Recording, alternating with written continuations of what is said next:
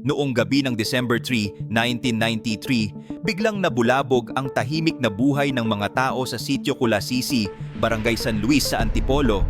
Isang lalaki na ang pangalan ay Winifredo Masag ang bigla na lang nagwala at pinagtataga ang mga kapitbahay niya gamit ang isang matalim na itak.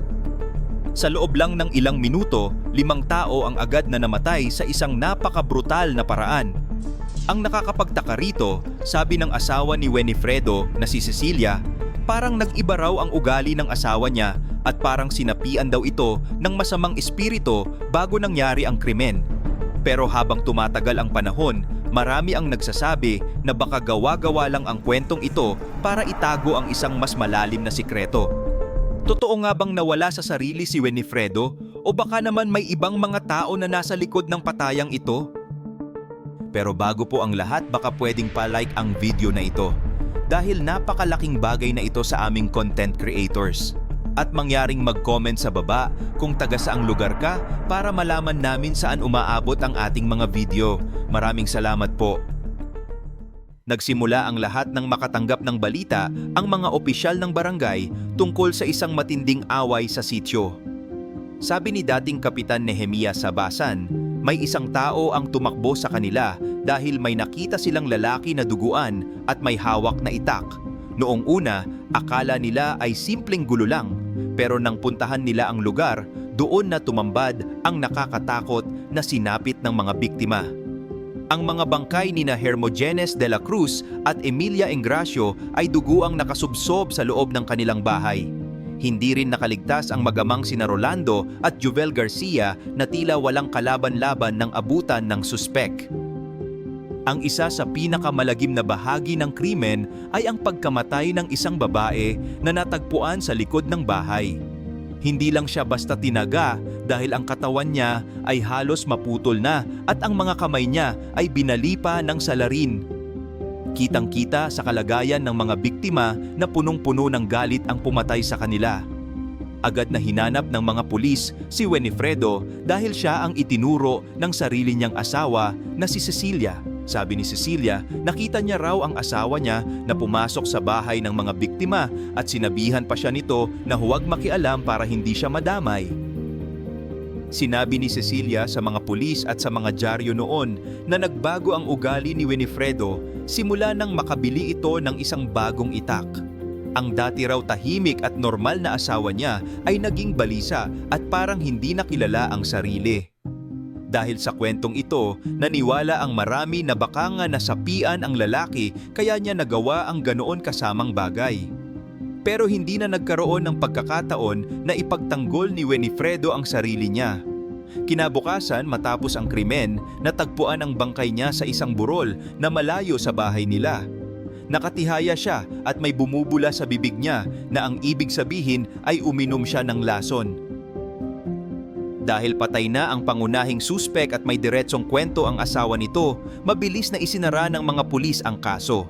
Para sa kanila, malinaw na si Winifredo ang pumatay at pagkatapos ay pinatay din niya ang sarili niya dahil sa pagsisisi o takot. Pero matapos ang 16 na taon, unti-unting lumabas ang mga butas sa kwentong ito. Marami ang nagtaka kung bakit biglang nawala si Cecilia at hindi na muling nahanap pa. Bigla namang lumitaw ang isang saksi na si Ruben Bernas at sinabing hindi totoong sinapian si Winifredo. Sabi ni Ruben, may mga tao siyang nakita noong gabing iyon na posibleng kasama sa plano. May kinalaman nga ba ang ibang tao sa trahedyang ito at ginamit lang ba ang kwento ng sapi para iligaw ang hustisya? Sabi ni Ruben Bernas, hindi isang baliw o sinapi ang tao si Winifredo, kundi isa lang siya sa maraming lalaki na kasama sa krimen. Noong gabi ng trahedya, papunta sana si Ruben sa bahay ni Hermogenes para makipag-inuman. Pero bago pa siya makarating, nakarinig siya ng mainit na pagtatalo sa labas. Nagtago si Ruben sa mga halaman at narinig niya ang usapan ni Edgardo Viaje at Avelino Cisno tungkol sa isang nakaw na gamit. Ang pinag-aawayan nila ay isang blower ng palay na kinuha raw sa bahay ni Leon Tabla. Natatakot ang ilan sa grupo na baka mahuli sila, kaya tila may mas masama silang plano para hindi lumabas ang katotohanan. Nakita ni Ruben na kasama rin nina Edgardo at Avelino sa inuman si Tony Persia at 4 pang lalaki. Noong lumabas ang tatlo para umihi malapit sa pinagtataguan ni Ruben, narinig niya ang banta nila. Sabi ng isa sa kanila, kailangan na nilang ayusin ang sitwasyon at handa silang pumatay para lang matapos ang problema. Dito pa lang, malinaw na hindi ito gawa ng isang tao lang, kundi plano ng isang grupo. Ang mga biktima na sina Hermogenes, Emilia, Rolando at ang batang si Jovel ay nakitulog lang sa bahay ni Winifredo noong gabing iyon.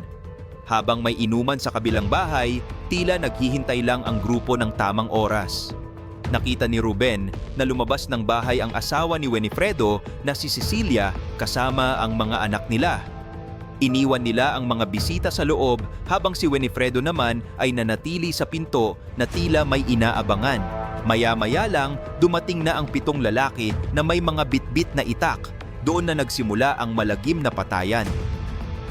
Isa sa mga biktima na si Emerita Avendano ay sinubukang tumakas sa likod ng bahay habang humihingi ng tulong.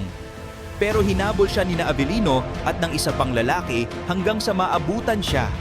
Ang nangyari kay Emerita ay talagang nakakaawa dahil tadtad ng taga ang buong katawan niya, putol ang mga braso at halos lumabas na ang mga laman loob niya. Pagkatapos ng ilang sandali, lumabas din si Winifredo mula sa loob ng bahay kasama si Edgardo. Pareho silang duguan at hawak ang kanilang mga itak bago sila tuluyang nawala sa dilim. Dahil sa takot sa nakita niya, mabilis na tumakbo pauwi si Ruben at nanahimik muna ng ilang buwan. Noong March 2, 994, dahil sa sinabi ni Ruben, unti-unting nasira ang kwento na si Winifredo lang ang pumatay dahil sa sapi. Nalaman ng mga pulis na ang lahat ng ito ay nagsimula lang sa nakawan ng blower ng palay na mura lang ang halaga. Nahuli ng mga pulis si Edgardo Viaje, habang ang ibang mga kasama niya ay nagtatago pa rin hanggang ngayon. Lumalabas na ginamit lang pala ang kwento ng sapi para protektahan ang ibang mga kasama at malito ang mga investigador. Dahil dito, nagkaroon ng bagong pag-asa ang pamilya ng mga biktima na makukuha rin nila ang hustisya. Dahil sa mga sinabi ni Ruben Bernas, formal na kinasuhan ng pagpatay ang mga suspek na sina Edgardo Viaje, Avelino Cisno at Cesar Persia. Noong April 21, 1994, dinala ang kaso sa korte sa Antipolo. Pero sa harap ng hukom, nanindigan si Edgardo na wala siyang kasalanan.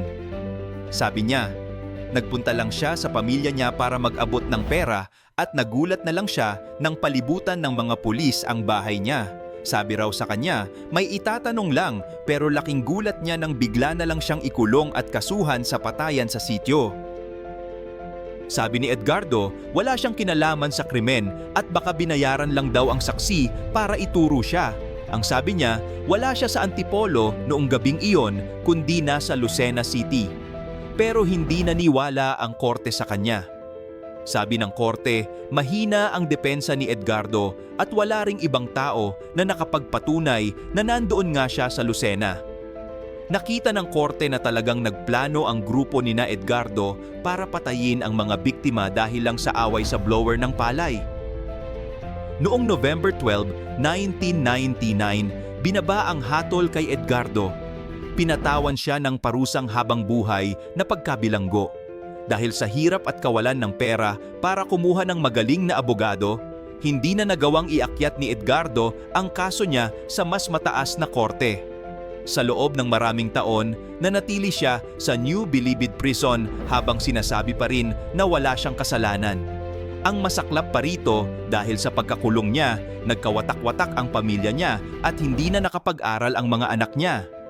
Para kay Edgardo, isa rin siyang biktima ng sistema na hindi nakinig sa kanya.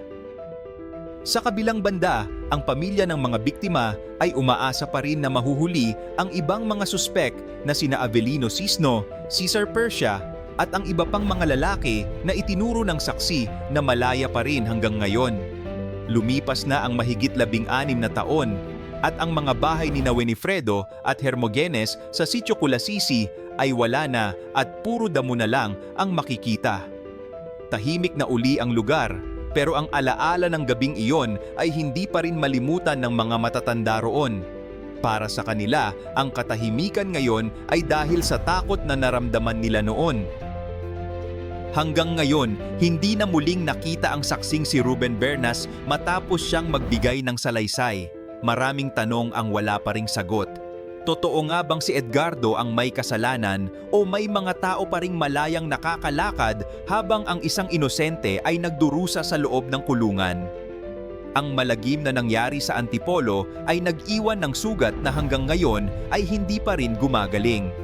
Sa huli, ang katotohanan sa likod ng misteryong ito ay nananatiling nakatago sa madilim na kwento ng Sitio Kulasisi. Sa tingin nyo, nakuha nga ba ang tunay na katarungan o may mga tao lang na naging biktima ng maling hinala?